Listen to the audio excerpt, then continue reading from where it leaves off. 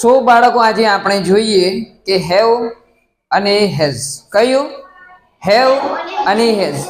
હવે હેવ અને હેઝ તમે વારંવાર ઉપયોગ કરો છો. જેમ કે ગુજરાતીમાં તમે બોલો છો કે મારી પાસે ચોક છે, મારી પાસે મોબાઈલ છે, મારા પપ્પા જોડે કાર છે. તો આવા વાક્યો કે જેની અંદર તમારી માલિકી બતાવે, તો એવા વાક્યો માટે આપણે ઉપયોગ કરવાનો હેવ અને હેઝ. અને એનું ભૂતકાળ થાય હેડ. ઓકે, કયું કયું? હેવ, હેઝ એટલે પાસે છે, અને હેડ એટલે પાસે હતું. Okay, understood? હેવ હેઝ એટલે પાસે છે અને હેડ એટલે પાસે હતું. અહીંયા જો બોર્ડની અંદર મેં લખ્યું છે કે હેવ અને હેઝ નો ઉપયોગ હંમેશા વર્તમાન કાળની અંદર થાય. શાની અંદર? વર્તમાન એટલે હાલની વાત હોય ત્યારે. ઓકે, અને હેડ એટલે ભૂતકાળ. અહીંયા શું થાય?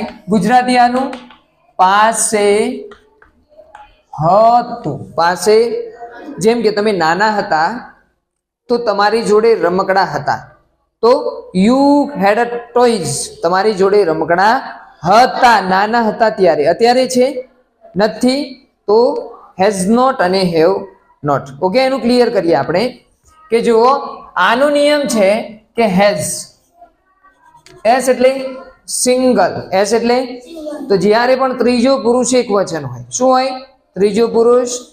કઈ કઈ વસ્તુ આવે ત્રીજા પુરુષ એક વચનમાં? હી, શી, ઇટ અને નેમ. નેમ એટલે એક નામ હોય. શું હોય? એક નામ હોય. જેમ કે તેની પાસે પેન છે, તેની પાસે કોઈ છોકરો હોય તો શાનો ઉપયોગ કરો તમે? હી. તો હી હેઝ અ પેન. તેની પાસે પેન છે. કોઈ એમ કે તેણીની પાસે પેન છે, કોઈ છોકરી છે, તો she has a pen. She has a. એને પૂંછડી છે એવું બોલીએ છીએ કે ધારો કે કૂતરો છે, કૂતરાને પૂંછડી છે, તો it has a tail. It has a tail. It has a tail. It એટલે તે. શાના માટે ઉપયોગ કરીએ આપણે? એનિમલ અને નોન લિવિંગ થિંગ્સ એટલે કે નિર્જીવ વસ્તુ. ઓકે, જેમ કે કૂતરાને 4 પગ છે, તો the dog has a 4 legs. ખબર પડી? તો જ્યારે પણ એનિમલ અને નોન લિવિંગ થિંગ્સ એટલે કે નિર્જીવ વસ્તુની વાત હોય ત્યારે તમારે ઉપયોગ કરવાનો શાનો? ઇટનો. ઓકે, ચલો આગળ. નેમ હોય કોઈનું, તો આપણે આની જગ્યાએ નેમ લઈએ. એ ધારો કે રાકેશ છે. શું છે? રાકેશ. તો રાકેશ હેઝ અ બાઇક. ચલો, રાકેશ હેઝ અ બાઇક. શું થાય એનું ગુજરાતી? રાકેશની જોડે બાઇક છે. ખબર પડી ગઈ?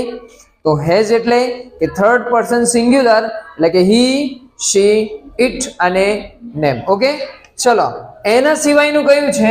તો કે હેવ. એનું એ ગુજરાતી છે પાસે હોવું એટલે કે પાસે છે, પાસે છે. ચલો, મારી પાસે કાર છે. મારી પાસે કાર છે. Okay, I have a car. I have a. અહીંયા જુઓ શું ડિફરન્સ છે? હેઝ એટલે પાસે હું, હેવ એટલે પાસે હું. પણ ત્રીજો પુરુષ એક વચન હોય ત્યારે તમારે ઉપયોગ કરવાનો હેઝ નો, અને જ્યારે એના સિવાયનું હોય ઓકે ત્યારે ઉપયોગ કરવાનો કયાનો? Have no. કયું કયું છે ત્રીજા પુરુષ એક વચન સિવાયનું? આઈ, યુ, વી અને દે. કાં તો એક કરતા વધારે નામ હોય, એક કરતા વધારે નામ હોય. જેમ કે આપણે લઈએ મારી પાસે કાર છે, તો I have a car. I have a car. તેની પાસે બાઇક છે. You have a car. Sorry, તમારી પાસે. યુ એટલે તમે કાં તો તમારું. બરોબર? You have a car. અમારી પાસે ચોપડીઓ છે. અમારી પાસે ચોપડી. ચોપડી એટલે book. We have books. We have. અહીંયા એ નહીં લગાવવાનું કારણ કે એક કરતા વધારે છે. ઓકે, તેમની પાસે દડાઓ છે, તો they have balls. They have balls. Clear થઈ ગયું. થર્ડ પર્સન સિંગ્યુલર એટલે કે ત્રીજો પુરુષ એક વચન તો હેઝ, અને એના સિવાયનું એટલે કે આઈ, યુ, વી અને ધે હોય તો શું કરવાનું તમારે? હેઝ સોરી હેવ મૂકવાનો. ઓકે, હેડ અને હેડ નોટ. ઓકે, હેડ એટલે હતું, મારી જોડે કંઈક હતું. જેમ કે તમે નાના હતા તો શું હતું તમારી જોડે? રમકડા હતા, બરોબર? રમકડા હતા તો શું આવે? આઈ હેડ ટોયઝ. નહીં આવે, એક કરતા વધારે છે. આઈ હેડ ટોયઝ, મારી જોડે રમકડા હતા. મારી જોડે મોબાઈલ હતો. આઈ હેડ અ મોબાઈલ. ખબર પડે છે? જો હેવ હેઝ એટલે છે તો આઈ હેવ અ મોબાઈલ, અને હતો તો આઈ હેડ અ મોબાઈલ. મારી પાસે કાર હતી. આઈ હેડ અ કાર. તેમની પાસે બાઇક હતી. હી હેડ અ કાર. હી હેડ અ. આમાં કોઈ હેવ કે હેઝ નથી, બધાની સાથે શું મૂકવાનું તમારે? હેડ. આઈ હોય, વી હોય, ત્રીજો પુરુષ એકવચન હોય કે ગમે તે હોય, એના માટે કોઈ સેપરેટ રૂલ્સ છે નહીં, બરોબર? તમારી પાસે બુક હતી. તમારી પાસે કાં તો મારી પાસે બુક હતી. આઈ હેડ અ બુક. બુક એક બુક હતી, બરોબર? તેમની પાસે નોટબુક હતી. They had a notebook. They had a notebook.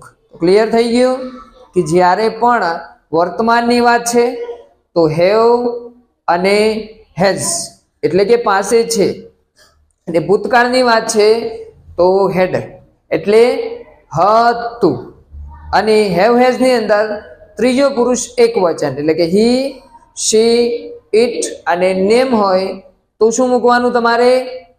Has. અને જો આઈ, યુ, વી અને દે હોય તો શું મૂકવાનું તમારે? હેવ. ક્રિસ્ટલ ક્લિયર થઈ ગયું? Okay, understood? તો તમારે આ બાળકોની જેમ ઇંગ્લિશ શીખવું છે, કોન્સેપ્ટ ક્લિયર કરવા છે તો ચેનલને સબસ્ક્રાઇબ કરી